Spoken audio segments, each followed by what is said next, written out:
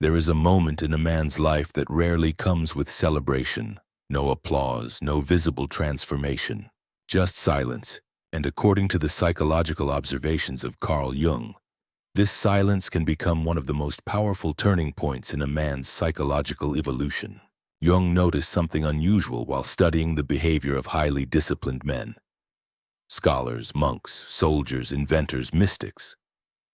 Across different cultures and time periods, a strange pattern appeared. Men who consciously abstained from sexual indulgence for extended periods often reported a dramatic internal shift, not immediately, but gradually. Their minds became sharper. Their emotional reactions slowed down, their attention deepened.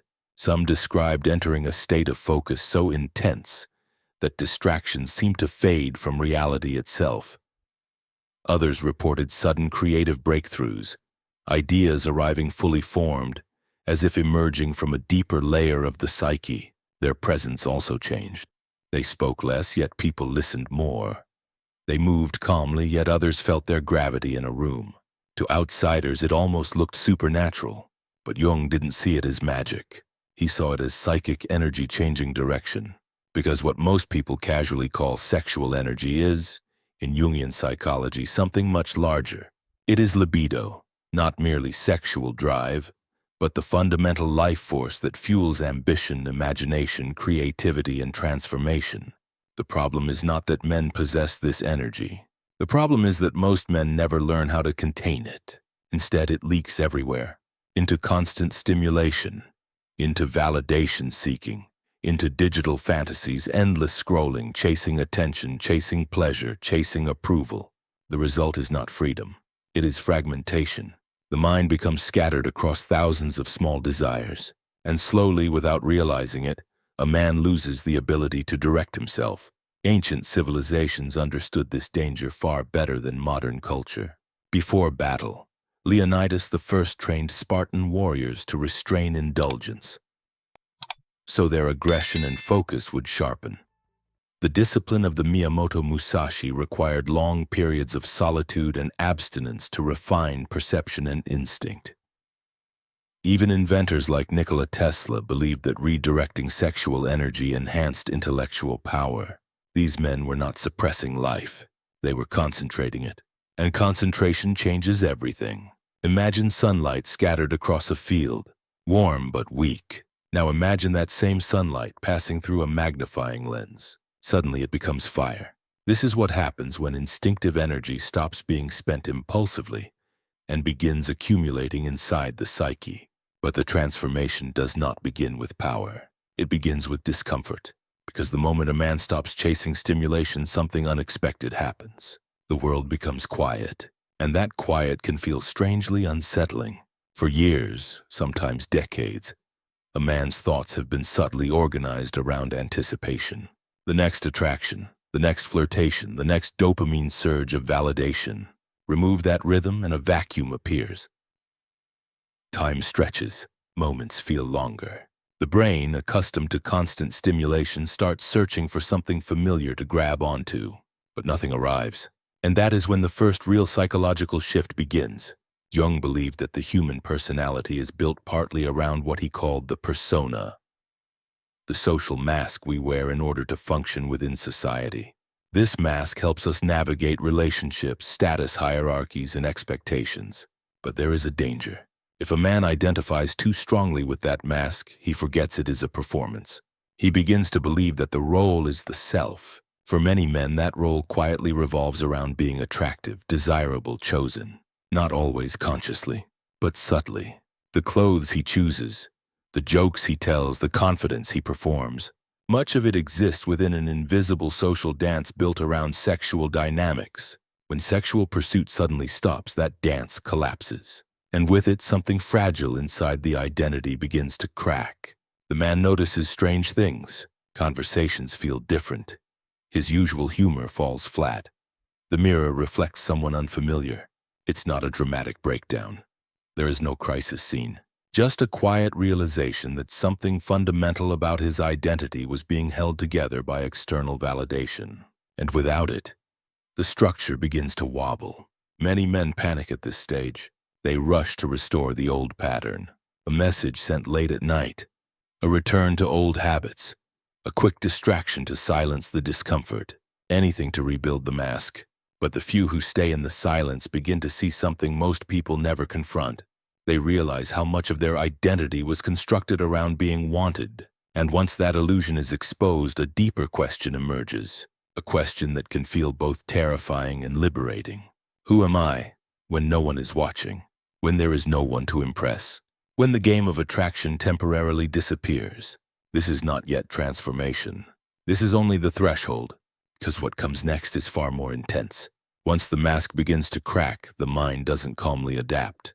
It revolts, and in the next phase, a man begins to encounter forces inside himself that he may have spent his entire life avoiding. For many men, this is the stage where the real battle begins, and most never make it past it. If the first phase is silence, the second phase is chaos.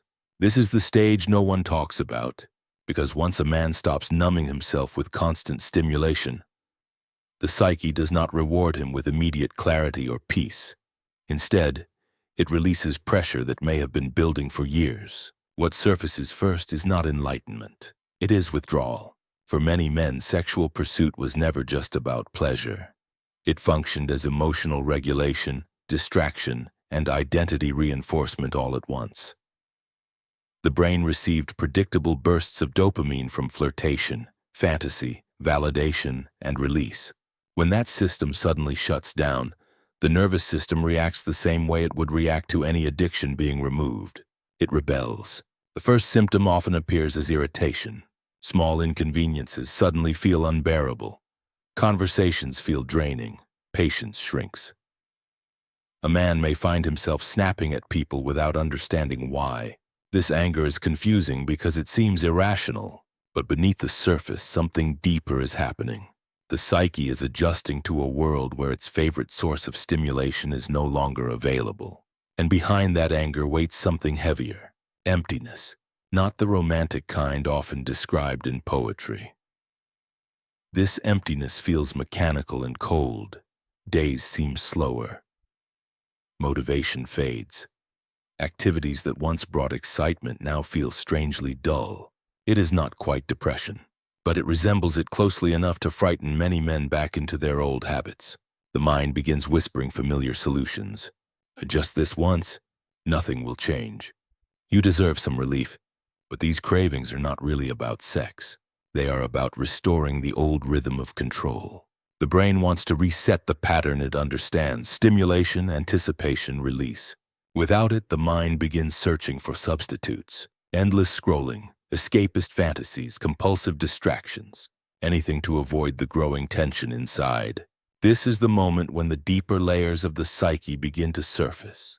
And this is where the work described by Carl Jung becomes unavoidable. Jung believed that every human carries an unconscious dimension he called the shadow. The shadow is not simply evil impulses or dark fantasies. It is everything within us that we have rejected, suppressed, or refused to acknowledge. Unexpressed anger, hidden desires, shame, ambition we were told was dangerous, instincts that society taught us to bury. Most of the time, these forces remain buried beneath layers of routine and distraction. But remove the distractions, and the shadow begins to move. Suddenly, a man notices thoughts he doesn't recognize. Primitive urges, aggressive fantasies, strange waves of confidence followed by equally strange waves of insecurity. This confrontation can feel disturbing, because the civilized self-image most men carry, calm, logical, disciplined, begins to crack. Underneath it lies something older, something instinctive, something closer to the raw biological force that drove survival long before modern civilization existed. At this stage, many men believe they are regressing, but Jung would argue the opposite. They are finally seeing the whole structure of their psyche. For years, the socially acceptable version of masculinity may have hidden the deeper instincts that shape human behavior. The hunger for risk, the drive to dominate challenges, the desire to test limits. Without the outlet of sexual pursuit, that energy begins searching for expression elsewhere. It becomes restless, dangerously restless. A man may feel sudden urges to take risks he previously avoided. He may feel drawn toward confrontation, physical challenge, or intense work. The same energy that once fueled desire now demands a new direction. This moment is critical, because there are only two paths forward. The first path is relapse. Most men return to familiar patterns the moment this storm begins. They interpret the discomfort as proof that abstinence is unnatural or unhealthy, but in reality they are simply refusing to cross the psychological threshold. The second path is confrontation. This is where a man begins to observe his impulses rather than obey them. He notices the surge of desire, but he does not immediately act. He notices the anger, but he studies it rather than releasing it blindly. Slowly, a strange form of awareness develops. Instead of being dragged around by every urge, he begins to see the urge itself. And in that moment, something powerful begins to change. Jung once warned that what remains unconscious will eventually control us as fate. But what becomes conscious can be transformed. When a man faces his instincts directly, without shame, without denial, he begins reclaiming energy that was previously controlling him. The anger becomes intensity. The desire becomes focus. The restlessness becomes ambition. It is like discovering that the storm inside him was not destruction, but fuel. However, there is still another challenge waiting beyond this stage: loneliness. Because when external validation disappears and internal storms begin settling, a man eventually finds himself alone with something he has avoided for most of his life. His own reflection, not in a mirror, but in the deeper psychological sense, without flirtation, without attention, without performance. The question appears with brutal clarity. What kind of life have I actually built? Have my ambitions been real, or were they simply reactions to social expectations? Have I chosen my path consciously, or have I just been chasing approval? This is the stage where many men experience a strange mixture of honesty and discomfort. The career may feel hollow. The personality may feel assembled from roles. Even confidence may feel like a performance learned over years of social adaptation. But this confrontation is not failure. It is exposure. And exposure is necessary before something authentic can emerge. Because the final stage of this process does not involve suppressing desire. It involves transforming it into something far more powerful. After the storm settles, something unexpected begins to emerge. Not excitement, not euphoria, but order. The man who survives the second phase, the cravings, the anger, the confrontation with his shadow, eventually reaches a strange psychological plateau. The chaos that once dominated his inner world begins to organize itself. The urges are still there, but they no longer scream. They whisper. And this subtle shift marks the beginning of the third transformation. The energy that once pulled him outward now begins turning inward. In the language of Carl Jung, this process is known as sublimation. Sublimation is not repression. It is refinement. It is the act of taking raw instinct, sexual drive, aggression, ambition, and channeling it into higher forms of expression, creation, leadership, mastery. This is where the deeper truth behind sexual energy becomes visible, because sex was never the ultimate objective. It was simply the most accessible outlet for something far more powerful. The human drive to expand, build, and leave a mark on reality. When that drive stops being spent on momentary pleasure, it becomes restless. And restlessness, if endured long enough, becomes purpose. At first, the shift is subtle. The man notices he can focus longer than before. Tasks that once felt tedious now hold his attention. His mind no longer jumps from distraction to distraction, searching for stimulation. Instead, it locks onto a direction. The energy that once chased bodies now chases construction. Projects, ideas, skills. And this change alters more than productivity. It alters presence. People begin noticing something different about him, though they may struggle to explain what it is. He speaks less, yet his words carry more weight. He moves slower, but his decisions feel more deliberate. There is a stillness around him that others instinctively recognize. Many describe this phenomenon as magnetism. But magnetism is not charisma in the usual sense. It is containment. Most people leak their energy through constant reaction. Talking too much, seeking attention, chasing approval. The disciplined man does the opposite. He holds his energy. And because of that, his presence becomes dense, focused, almost gravitational. This is why certain historical figures carried an aura that seemed disproportionate to their appearance or social position. Men like Nikola Tesla lived lives of extreme focus and often avoided relationships that would scatter their attention. Philosophers, monks, and warriors across cultures discovered the same pattern. Restraint sharpens perception. Containment intensifies presence. And once a man learns to direct his instinctive energy consciously, something even deeper begins to develop. Discipline stops feeling like punishment. Instead, it becomes freedom. Before this stage, discipline feels like a cage, a constant battle against temptation. The man must fight his impulses daily, but after the internal storm has passed, the relationship with desire changes. Temptation no longer dominates the mind. It becomes just another signal, a sensation, something observed rather than obeyed. The difference is subtle but profound. The man still feels attraction. He still experiences desire, but those impulses no longer dictate his behavior. He can look at beauty without losing control. He can experience longing without becoming enslaved by it. This is what Jung referred to as individuation, the psychological process in which a person becomes whole by integrating all aspects of the psyche: the ego, the shadow, the instinctive self, the conscious self. Instead of suppressing desire, the individuated man understands it. He knows when it appears. He knows what triggers it. And most importantly, he knows he has the power to choose how to respond. This creates a rare psychological state: sovereignty. Most people live under constant internal negotiation. They promise themselves discipline but break it the moment temptation appears. Their impulses dictate their choices. But the sovereign man reverses this relationship. He still experiences impulses, but he decides which ones deserve expression. This self-mastery produces an unexpected side effect: attraction.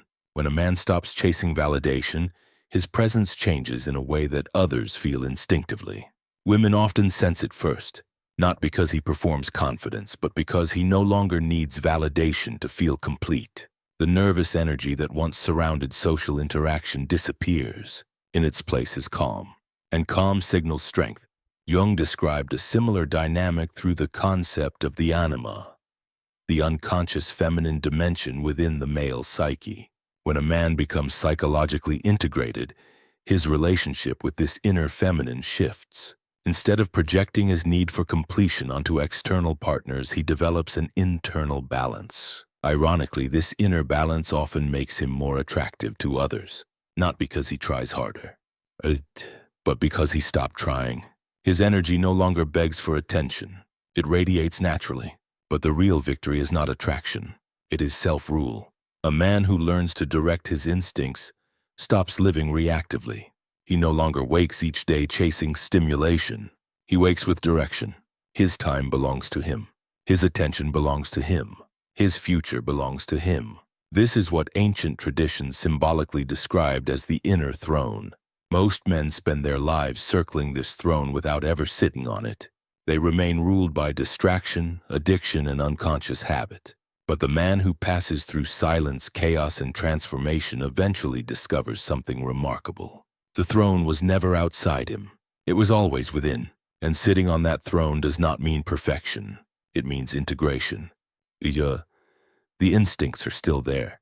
The desires still exist. But they now serve the man rather than rule him. And from this center, a different kind of life begins to unfold. One built not on constant consumption, but on creation. Not on chasing attention, but on directing energy towards something meaningful. Jung never suggested that men should permanently abandon sexuality. He believed conscious periods of restraint were necessary so a man could develop a conscious relationship with his own life force. Because when sexuality becomes a choice instead of a compulsion, intimacy transforms. It becomes connection rather than escape, expression rather than addiction, creation rather than depletion. In other words, the goal of restraint is not denial. It is awakening. As Jung once wrote, your vision becomes clear only when you can look into your own heart. The real question is not whether abstinence is right for every man. The real question is far more unsettling. Are you ready to discover who you become when you stop running from yourself?